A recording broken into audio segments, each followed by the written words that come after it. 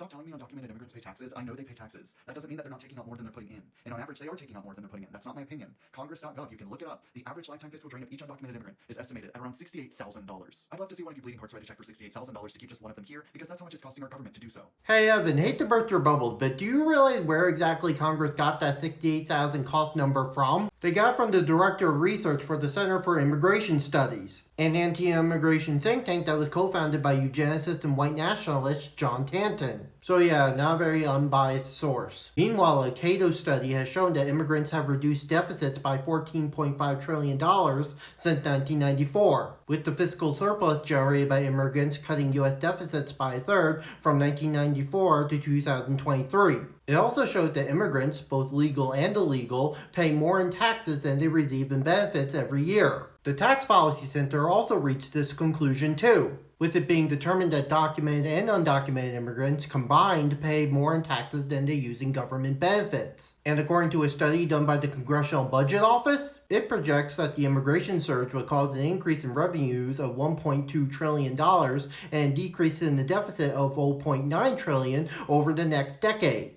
For all the people saying, what are we going to do without the cheap labor? Oh, it'd be so terrible for a U.S. citizen to be paid a fair wage to do that job instead. Even looking beyond the fact that a lot of that cheap labor is just egregious exploitation, it's highly unlikely that the benefit of that cheap labor is greater than the average lifetime cost of $68,000 associated with keeping each of those undocumented immigrants here. Okay, give that job to an American citizen for a fair wage. But you do realize if this occurs, then businesses are most likely going to be forced to raise their prices, right? And that's not really a popular thing right now, seeing how inflation and high prices is one of the top issues occupying people's minds. I mean, whenever Democrats and liberals propose better working conditions for workers, Republicans and conservatives usually argue against them because they say that the additional cost will cause prices to rise. Also, I don't know how you can confidently say that illegal immigrants are a net drain on the United States and have a lifetime cost of $68,000 when all the evidence I just presented points otherwise. So yeah, your argument is as sturdy and strong as you think it is.